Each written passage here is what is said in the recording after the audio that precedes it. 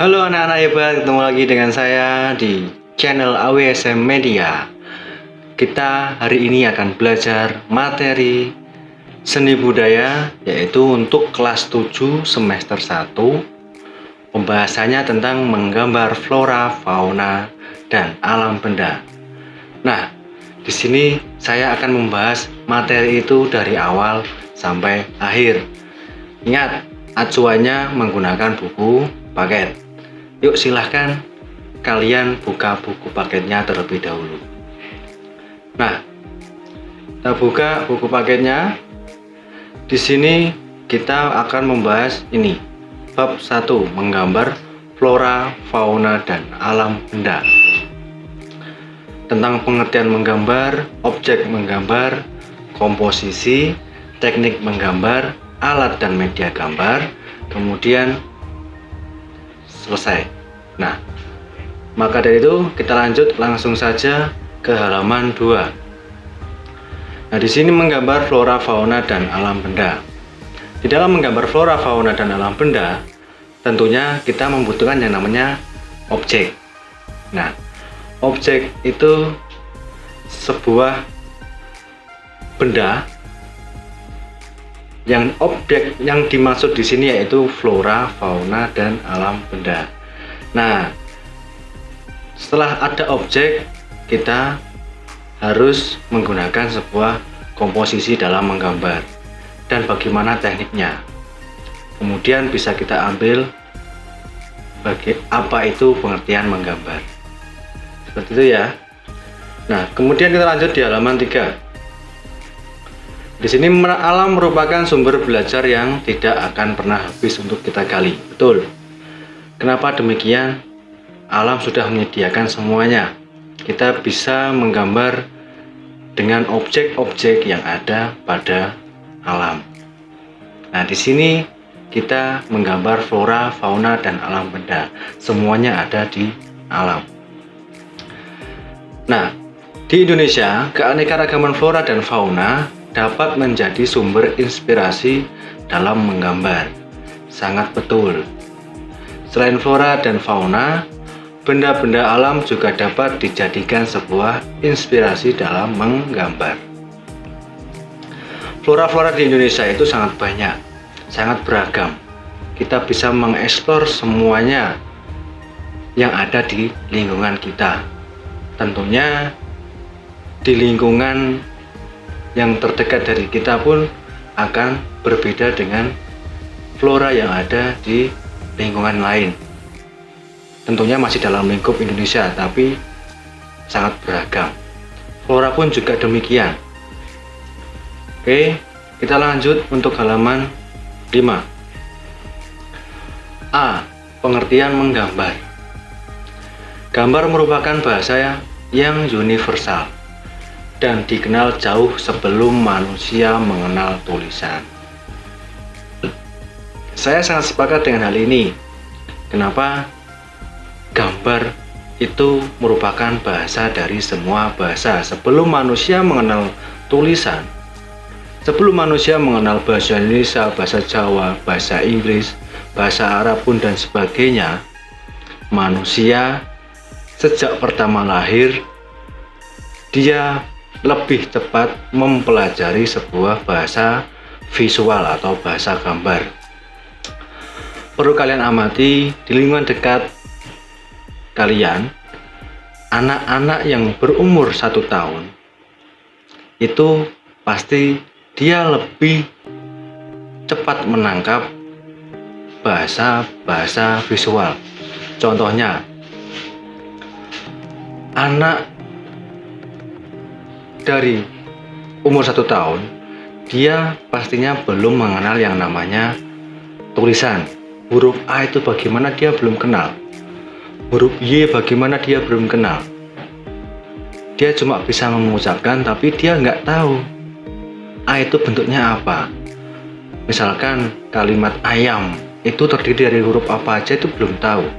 Tapi anak sudah tahu kalau gambar ayam, dia bisa menyebutnya kalau itu ayam. Seperti itu. Jadi anak itu lebih mudah mengenal bahasa visual atau bahasa gambar. Nah, maka dari itu gambar merupakan bahasa yang universal dan dikenal jauh sebelum manusia mengenal sebuah tulisan. Demikian dengan zaman purba, itu juga seperti itu. Zaman purba, manusia purba itu lebih mengenal gambar, karena zaman dulu belum ada yang namanya tulisan atau bahasa tulis. Seperti itu ya. Nah, kita lanjut. Menggambar tidak hanya melibatkan aktivitas fisik semata, tetapi juga mental. Nah, di sini memang menggambar itu tidak hanya pegang pensil atau pegang alat atau media gambar kemudian dicoret-coret, bukan seperti itu. Menggambar tidak hanya menggunakan aktivitas fisik, tapi menggambar juga menggunakan rasa, menggunakan otak. Maka dari itu, menggambar itu tidak hanya aktivitas fisik semata, namun juga aktivitas yang menggunakan rasa, karsa, dan daya cipta. Nah, itu namanya mental.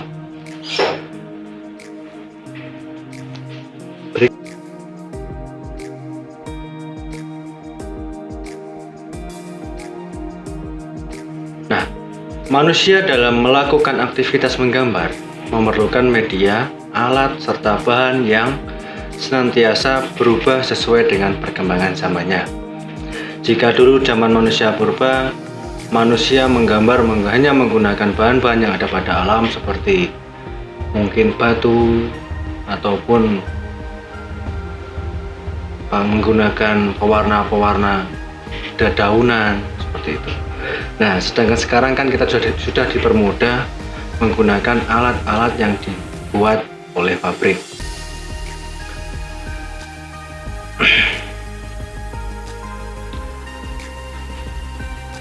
Nah, manusia melalui menggambar dapat menyampaikan gagasan, ide, serta simbol sebagai salah satu bentuk ekspresi. Nah, menggambar itu juga bisa menggambarkan sebuah ekspresi seseorang.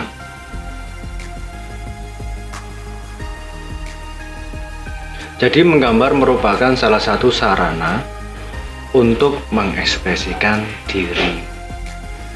Nah, jika kamu galau ataupun lagi senang, bisalah kalian menggambar. Nanti pasti beda. Coba kalian bisa praktekkan di rumah. Ketika kamu galau, kamu menggambar, jadinya bagaimana? Jika kamu bahagia, menggambar, jadinya bagaimana? Pasti ada bedanya. Itu jelas. Kalau nggak percaya, coba aja. Oke, sebelum saya lanjut ke objek menggambar, saya akan memberikan sebuah materi dasar dari konsep menggambar. Dalam menggambar, itu ada unsur-unsur gambar atau unsur-unsur seni rupa.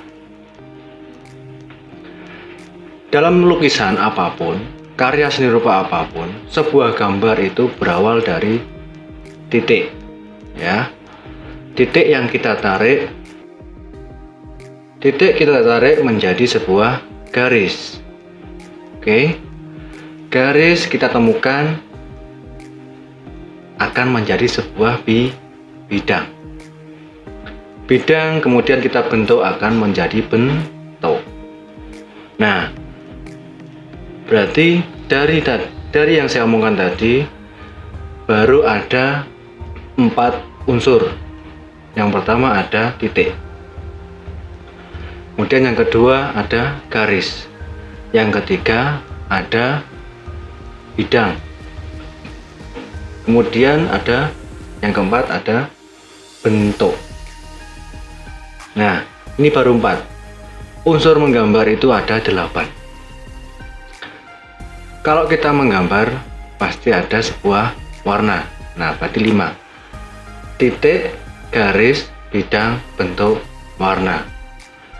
Lukisan apapun, gambar apapun, semuanya pasti ada 5 unsur ini. ada titik, garis, bidang, bentuk, dan warna. Kemudian yang keenam adalah tekstur. Tentunya dalam menggambar harus ada tekstur, yang mana tekstur ini berfungsi untuk membedakan ketika kita menggambar sebuah wajah ataupun menggambar batu, kemudian ada daun dan tangkai, itu pasti kan teksturnya berbeda-beda. Tekstur batu bagaimana biar gambar itu terlihat real seperti batu, pastinya ada tekstur yang menyerupai sebuah batu. Kemudian batu kita sandingkan dengan daun, itu juga pasti beda, teksturnya pun juga beda. Dalam menggambar wajah pun juga seperti itu. Ketika kita menggambar sebuah wajah, dalam wajah ini kan ada pipi, ada hidung, ada mulut, ada mata, alis, dan jidat atau batok ya. Terus kemudian ada rambut. Teksturnya tentunya beda-beda. Jika pipi teksturnya kita samakan seperti rambut, nanti gambarnya pasti ya sak pipi rambut kabeh, rambut semua kan gitu. Nah, berarti tadi sudah ada 6 unsur: titik, garis, bidang, bentuk, warna, dan tekstur. Kemudian yang ketujuh itu ada gelap, terang. Dalam menggambar pastinya ada bagian yang gelap dan bagian yang terang. Fungsinya untuk apa? Gelap terang ini untuk memunculkan sebuah kesan yang mana gambar bisa menjadi terkesan 3 dimensi seperti aslinya atau real. Nah, dari gelap terang, dari sebuah kesan akan membentuk sebuah ruang. Jadi kalau gambar itu ada gelap terangnya dan ada ruangnya, tentunya gambar tidak akan flat. Gambarnya pasti ada ataupun terlihat yang bagian depan yang mana, yang bagian belakang yang mana. Itu ya. Oke. Kemudian jangan lupa tadi dicatat biar kalian ingat, karena belajar dengan mencatat itu lebih mudah diingat. Karena secara tidak langsung yang kita tulis itu pasti kita ingat. Meskipun kamu tidak berusaha untuk mengingatnya, paling tidak alam bawah sadarmu sudah melakukan hal itu, dan kemungkinan kamu bakal ingat. Maka dari itu belajar kalau sambil nyatat itu pasti mudah diingat. Kita lanjut ke B. Objek menggambar. Menggambar tidak hanya mengandalkan imajinasi saja, tapi juga terkadang memerlukan sebuah objek. Alam semesta merupakan objek yang tidak akan pernah habis untuk digambar. Kekayaan flora, fauna, dan alam benda merupakan objek yang dapat digambar. Nah, keindahan flora, fauna, dan alam benda merupakan sumber inspirasi dan eksplorasi dalam menggambar. Dalam menggambar, kalian tidak usah bingung. Di tempat kalian, di lingkungan sekitar kalian, itu banyak objek yang bisa kalian eksplor untuk menggambar. Itu ya, jadi nggak usah bingung-bingung gambar apa. Gambar sesuatu yang jelek pun, media yang jelek pun, yang menurutmu jelek, kurang menarik, itu bisa menjadi sebuah objek yang bisa dimanfaatkan untuk digambar. Itu ya. Kalian bisa mengamati flora-flora yang ada di lingkungan rumah kalian ataupun fauna-fauna yang ada di lingkungan rumah kalian dan alam benda yang ada di lingkungan rumah kalian. Bisa kalian kombinasikan ataupun kalian hanya ingin menggambar flora-flora saja juga bisa, atau ingin menggambar fauna-fauna saja juga bisa, atau kalian ingin menggabungkan ketiga-tiganya juga bisa. Gitu ya. Oke, kita lanjut ke halaman berikutnya. Halaman 6. Komposisi. Komposisi dalam menggambar itu dibedakan menjadi dua jenis. Yang pertama yaitu komposisi simetris dan komposisi asimetris.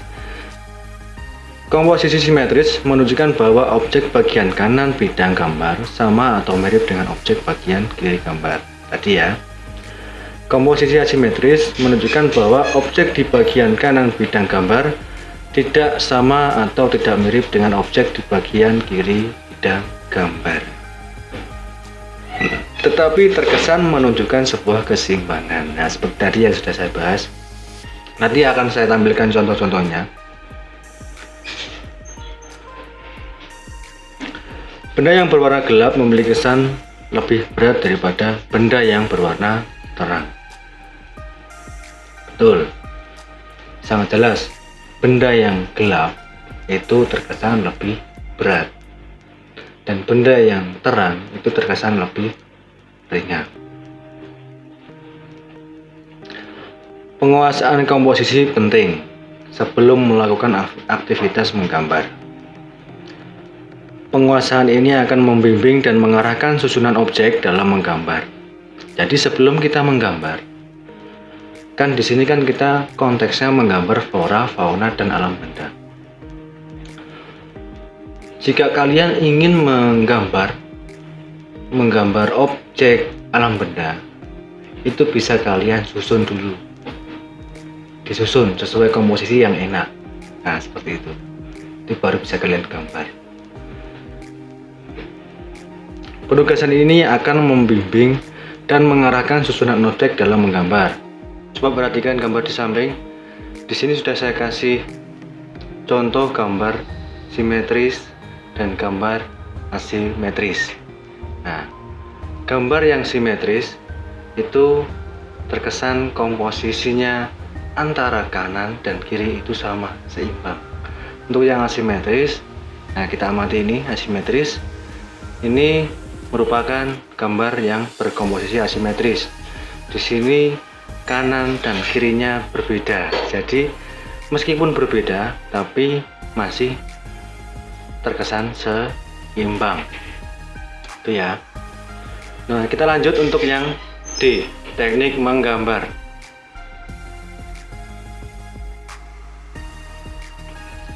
Proses menggambar sebenarnya dapat kamu mulai dengan cara yang sangat sederhana.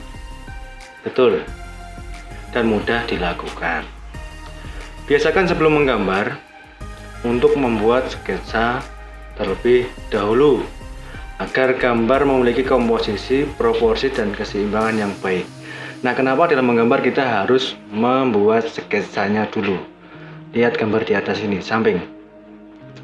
Ini sudah saya contohkan menggambar harus, di sini saya contohkan menggambar harus dari sketsanya dulu. Nah, seperti ini. Kita buat sketsanya dulu, kemudian baru kita tebali. Itu ya. Jadi sketsa ini kita menggunakan pensilnya tipis-tipis. Jangan ditekan sangat. Jangan ditekan. Maksudnya kita menggambarnya agak mengambang. Jadi nanti enak. Ketika dihapus pun itu tidak akan lama dan tidak akan merusak kertas.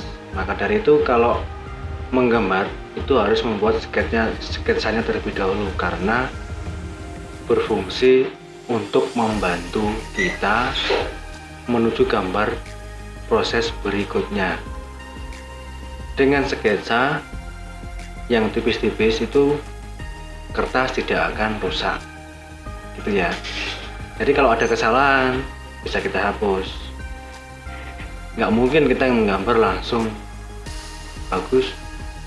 Itu ya bisa saja, tapi untuk pemula kan nggak mungkin langsung bisa sebagus itu atau pro gitu ya. Nah, di sini ada kalimat memiliki komposisi dan proporsi. Apa sih proporsi itu? Proporsi ya. Proporsi itu perbandingan objek. Jika kamu ingin menggambar alam benda, di situ kamu objeknya menggunakan objek kendi atau apa istilahnya itu? Kendi, tahu kendi ya? Kendi, terus di situ ada gelas. Nah, tentunya ukuran dari gelas dan kendi itu kan berbeda. Nah, di situ yang namanya proporsi. Kita menentukan sebuah proporsi dari masing-masing benda. Nek gelasnya sakmene, gelasnya segini, berarti kendinya harus segini. Nah, seperti itu. Itu ya. Itu namanya proporsi. Ataupun kita mau menggambar wajah. Wajah ini. Wajahnya segini. Matanya yang ideal kan segini, bukan segini. Nah, matanya segini berarti kan itu gambarnya tidak proporsional. Untuk hidungnya kan segini, itu proporsi. Nggak mungkin hidung segini tok, dari sini segini, itu berarti nggak proporsi. Dan ketika menggambar dengan sudut pandang seperti ini, otomatis hidungnya kan kelihatannya segini. Nggak mungkin kalau dari depan kita menggambar dari sudut pandang depan kok hidungnya gini. Nah, berarti itu nggak proporsi. Itu ya. Terus kemudian kalau menggambar mulut, ini ya segini idealnya. Nah, di sini kita tarik sini, semata, selingkaran mata ini loh. Nggak mungkin mulutnya gini. Nah, gini berarti kan nggak proporsional ya. Oke. Kita lanjut lagi di halaman 7. Dalam menggambar ada beberapa tahapan yang harus dilakukan. Yang pertama yaitu mengetahui bentuk dasar dari objek yang akan digambar. Jadi kita harus tahu dulu kita mau menggambar objek apa. Nah, itu. Nah, kalian bisa menggunakan objek flora ataupun objek fauna ataupun objek alam benda, karena di sini kita membahas tentang objek flora, fauna, dan alam benda. Kemudian yang kedua, mengetahui bagian-bagian dari objek gambar. Dalam objek itu kan ada bagian-bagiannya.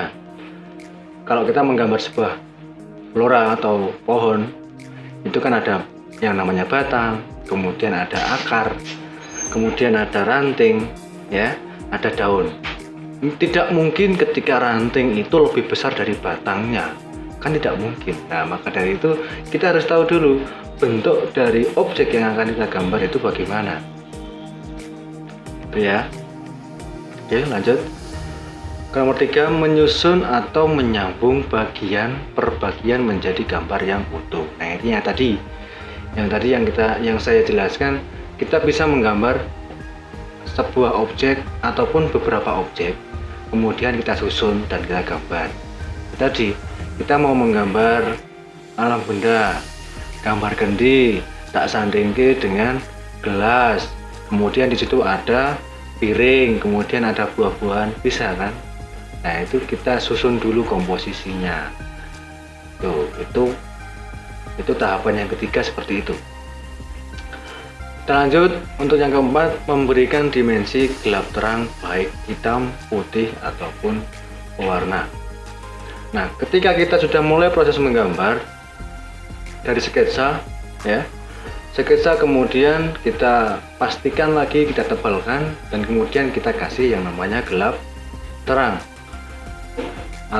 Gelap terang itu bisa berwarna hitam putih, tergantung kita menggambarnya mau hitam putih atau berwarna. Nah, seperti itu ya. Kita lanjut untuk yang kelima, memberi kesan untuk latar belakang.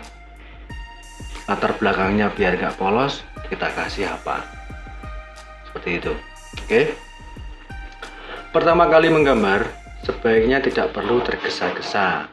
ya, gak usah ke susu untuk memiliki kemiripan bentuk sesuai dengan objek yang digambar. Jadi acuan kita menggambar itu kita mengacu pada kemiripan sebuah bentuk, ya. Jangan dibiasakan menggambar yang penting gambar, jangan gitu. Ya oke lah, penting gambar, tapi ya harus ya paling tidak bagus lah.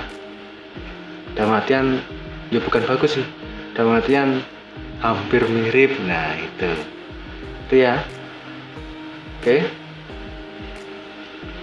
Kamu harus berlatih dan sabar. Nah, di dalam menggambar ini melatih kita untuk bersabar.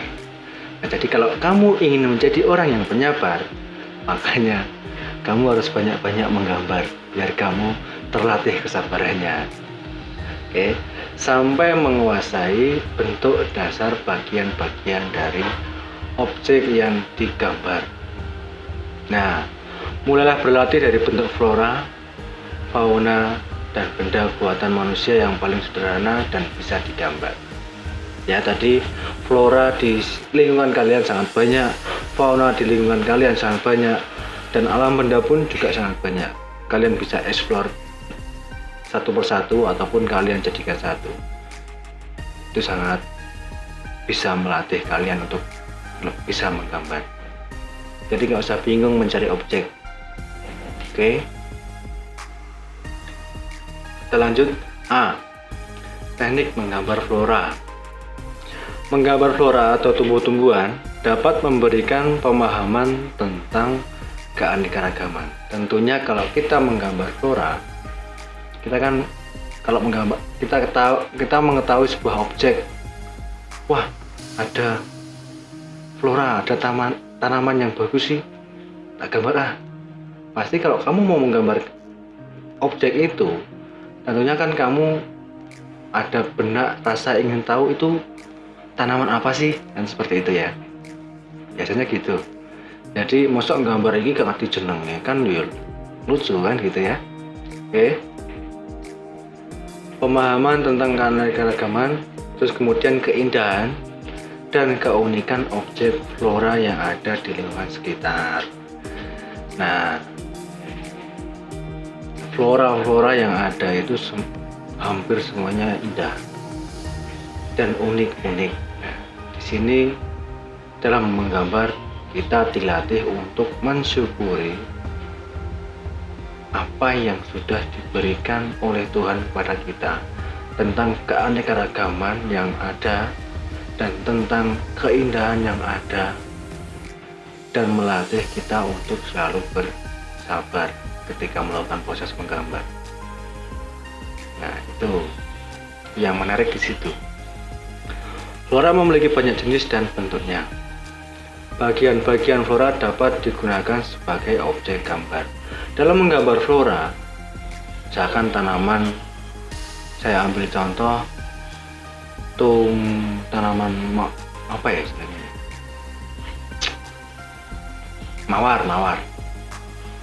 Mawar ada di pot. Itu bisa kamu gambar semuanya, dari potnya sampai tanahnya sampai batang, tangkai, dan bunganya. Itu bisa kamu gambar tangkai dan bunganya saja, batang, tangkai, dan bunganya saja. Bisa kamu gambar mawarnya saja. Nah itu. Jadi penentuan sebuah gambar bisa kalian pilih masing-masing sesuai dengan sudut pandang dan kesukaanmu sendiri. Itu ya. Kita lanjut lagi. Bagian-bagian flora dapat digunakan sebagai objek gambar. Misalnya bentuk daun, nah ini. Kemudian bentuk bunganya ataupun buahnya, nah itu ya. Bagian-bagian flora ini dapat digambar secara terpisah ataupun digabung menjadi satu rangkaian. Oke. Menggambar bunga kamboja dan bunga mawar memiliki teknik yang berbeda, walaupun sama-sama jenis bunga. Ya, perbedaan ini disebabkan karakteristik kelopak bunga yang berbeda. Perhatikan langkah-langkah menggambar bunga kamboja di bawah ini. Di dalam menggambar, kalian bisa menggunakan alat bantu. Nah, seperti ini. Ini menggambar dari sketsanya dulu. Kita kasih alat bantu lingkaran. Itu ya. Kemudian kita buat sketsanya dulu, gambar globalnya. Kemudian baru kita detailkan, ya. Nah, ini sketsanya sudah jadi. Di sini bisa kita hapus lingkarannya, lingkarannya bisa dihapus. Nah, kemudian muncul yang ketiga ini, kita kasih warna, bisa kamu hitam putih ataupun berwarna. Di sini yang dicontohkan yaitu warna pink. Nah, ini dalam menggambar tentunya harus ada yang tadi ya, 8 unsur. Oke lah, dulu saat kalian SD bisa menggunakan 5 unsur, tapi kalian sekarang sudah SMP, menggambar harusnya minimal menggunakan 8 unsur. Ya, ada titik, garis, bidang, bentuk, warna, kemudian ada tekstur, gelap terang, dan ruang. Nah, di sini ada titik sudah dibentuk, sudah ditarik menjadi garis, kemudian garis membentuk, kemudian menjadi bidang. Titik tarik jadi garis menjadi bidang, kemudian membentuk sebuah bunga, ya, bunga dan kelopaknya. Kemudian di warna, ada warnanya. Kemudian di sini diberi tekstur dari kelopak dengan tekstur kelopak dengan bunganya ini, daunnya itu kan berbeda. Daunnya seperti ini teksturnya, kelopaknya kayak seperti ini. Nah, gitu ya. Oke. Nah, setelah itu ada yang namanya gelap terang. Nah, di sini gelap terang. Yang bagian sini gelap, bagian sini gelap, yang sini terang. Ini memberikan kesan seperti bunga yang real atau seperti kenyataannya. Kemudian ada ruangnya juga. Di sini ketika kita memberikan gelap terang, pasti ruang itu akan terbentuk. Ya. Oke, kita lanjut lagi ke halaman 8. Nah, di sini menggambar bunga mawar. Dalam menggambar bunga mawar itu lebih sulit dibandingkan dengan menggambar bunga kamboja tadi. Perhatikan langkah-langkah menggambar bunga mawar seperti di bawah ini. 1. Kita gambar seperti ini dulu. Ini ya. Ini merupakan garis bantu. Kemudian kita bentuk. Nah, setelah kita bentuk ini, gini, ini dihapus. Terus kemudian kita kasih garis bantu atau sketsa dari daunnya, daun bunga mawar. Setelah itu kita bentuk daunnya seperti ini. Kemudian ini dibentuk seperti bunga mawar. Ini ya. Kemudian kita kasih warna. Nah, di sini sudah melengkap dengan 8 unsur. Titik, garis, bidang, bentuk, warna, kemudian ada tekstur tangkai dengan tekstur bunga kan berbeda. Ini ya, bunganya melungker, tangkainya lurus, beda. Kemudian ada gelap terang, yang bagian gelap yang sini juga gelap, sini terang, sini terang, sini terang, gitu ya.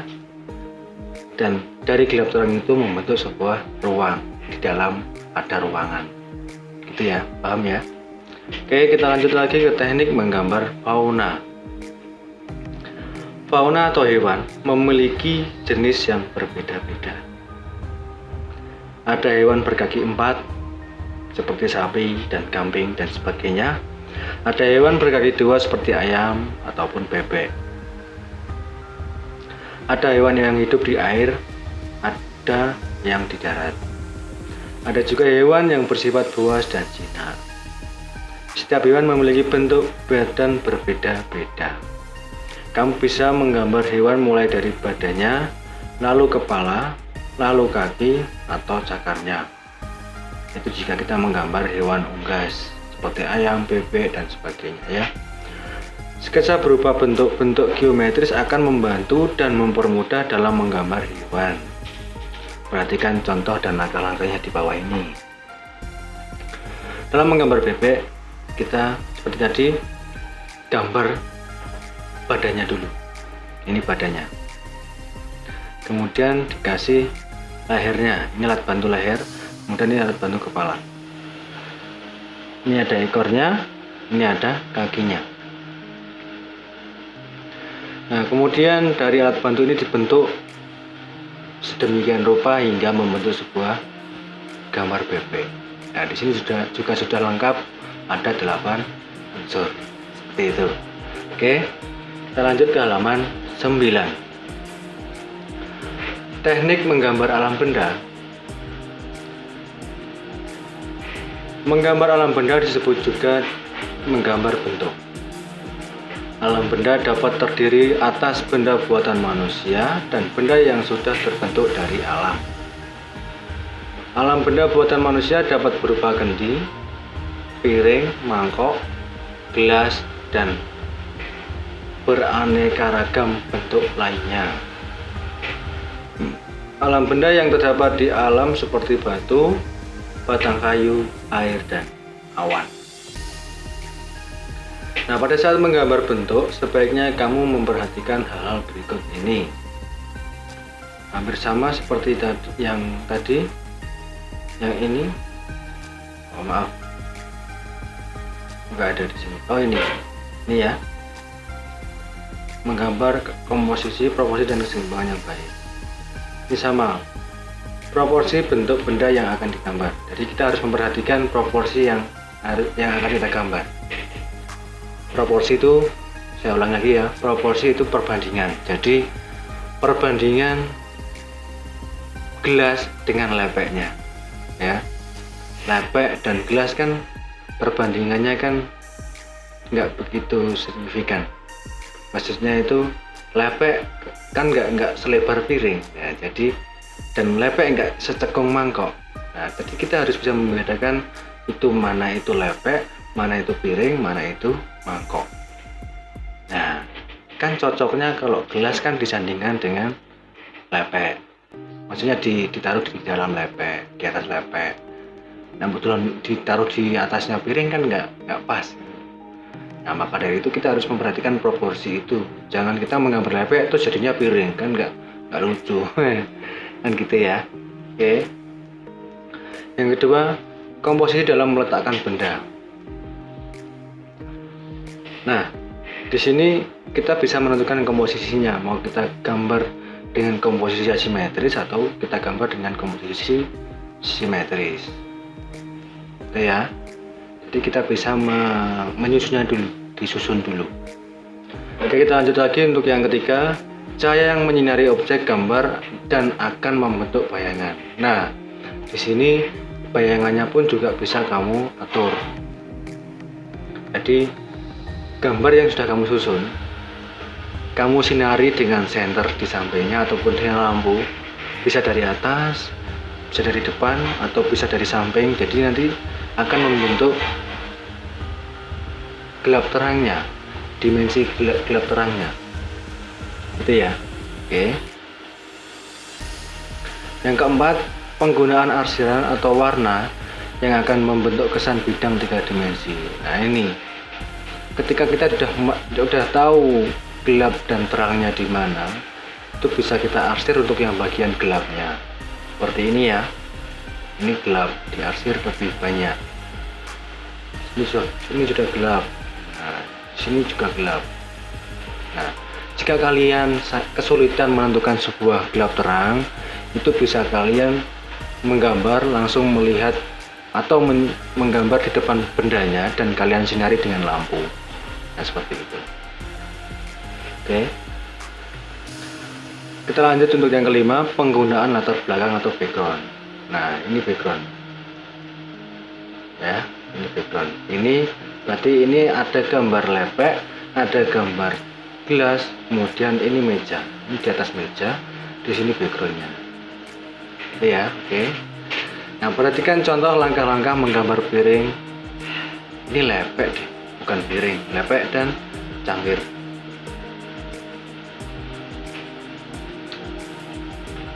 Ini yang pertama seperti ini, kedua seperti ini, yang ketiga seperti ini.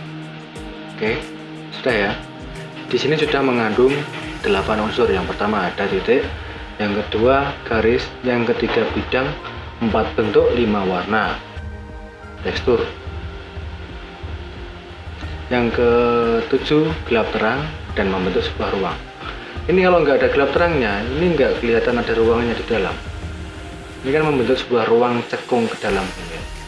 Nah, ini yang menentukan adalah gelap terang, sehingga membentuk sebuah ruang. Kita lanjut lagi ke halaman 10. Alat dan media gambar. Sebagai sarana belajar menggambar, alat dan media memiliki banyak variasi dan macamnya. Kamu bisa menggunakan pensil dengan bahan grafit, pensil warna, ballpoint, ataupun krayon. Setiap alat dan media tersebut memiliki karakter yang berbeda-beda. Nah, ini di bawah ini sudah dikasih beberapa macam alat dan media gambar. Yang pertama yaitu pensil. Pensil dibedakan menjadi 2 jenis, yaitu pensil dengan tanda H dan tanda B. Pensil H memiliki sifat keras dan cocok digunakan untuk membuat garis yang tipis. Jadi ketika kalian menggambar, maupun menggambar flora ataupun fauna ataupun alam benda itu, membuat sketsanya lebih baik menggunakan pensil yang bertanda H, karena dia memiliki karakter yang keras dan tipis, ya, cocok untuk membuat garis yang tipis. Kemudian pensil B memiliki sifat lunak dan cocok digunakan untuk membuat garis tebal ataupun hitam pekat. Nah, pensil H dan pensil B dibedakan dari segi tingkat kekerasan dan kepekatan hasilnya. Pensil H dan pensil B diberi tanda angka untuk membedakan jenisnya. Untuk pensil B, makin besar angkanya, makin lunak sifatnya, dan makin pekat hasil goresannya. Jadi kan pensil B kan ada yang 2B, ada 4B, ada 6B, gitu ya. Semakin besar angkanya itu semakin hitam, semakin lunak, gitu. Untuk pensil H, makin besar angkanya, makin keras sifatnya, dan makin tipis hasil goresannya. Jadi untuk 2H, 4H, dan seterusnya itu kalau semakin besar dia semakin tipis. Yang keluar semakin tipis karena dia keras. Oke, kita lanjut yang kedua, pensil warna. Pensil warna memiliki variasi warna yang menghasilkan warna lembut. Peserta didik bisa menggunakan pensil warna untuk mewarnai gambar dengan cara gradasi, yaitu pemberian warna dari arah gelap berlanjut ke arah lebih terang, ataupun sebaliknya. Jika kamu menggambar dari arah gelap, dari gelap ke terang, berarti penggunaannya yang dilakukan berulang-ulang pada bagian gelap, kemudian dikurangi tekanannya pada bagian yang terang. Nah, tentunya dalam proses ini kamu harus tahu dulu bagian gelap terangnya yang mana. Tuh, yang pertama itu. Dan kita lanjut lagi bagian 3, itu alat ketiga. Nah, tadi pensil warna, kemudian ada krayon. Bentuk krayon ada 2 jenis, yaitu pensil dan batangan. Kedua jenis bentuk krayon ada yang berbahan lunak dan ada yang berbahan keras. Krayon dengan bahan lunak tidak banyak mengandung minyak, sehingga dapat dibalurkan dengan menggunakan tangan. Jadi krayon yang bahan lunak tidak banyak mengandung minyak, sehingga dapat dibalurkan dengan menggunakan tangan. Jadi ketika kamu menggores krayon yang lunak, itu bisa kamu lebarkan goresannya dengan tangan, seperti itu. Kesan warna yang dihasilkan dari kedua jenis krayon ini dapat menimbulkan kesan lembut maupun cerah. Ya. Oke, untuk yang keempat ada pulpen atau ballpoint. Selain digunakan untuk menulis, ballpoint juga dapat digunakan untuk menggambar. Gambar yang dihasilkan memiliki karakter kuat dan umumnya berupa arsiran. Yang kelima, kertas gambar. Menggambar pada dasarnya membutuhkan kertas berwarna netral ataupun putih, atau abu-abu atau coklat, dan dapat menyerap atau mengikat bahan pewarna. Kertas gambar yang dapat digunakan dengan berbagai alat gambar, misalnya kertas pada larang. Pastel khususnya memerlukan kertas dengan permukaan agak kasar, misalnya kertas karton. Kertas karton. Oke. Nah, sudah habis untuk pertemuan kali ini. Nanti jika ada pertanyaan ataupun materi yang saya sampaikan belum bisa kalian pahami, itu di bagian mana ataupun kalimat yang mana, bisa kalian tanyakan langsung saya atau bisa langsung di kolom komentar. Nanti insya Allah akan saya jawab. Untuk materi kali ini sudah selesai. Sekarang waktunya mengerjakan tugas. Oke. Selamat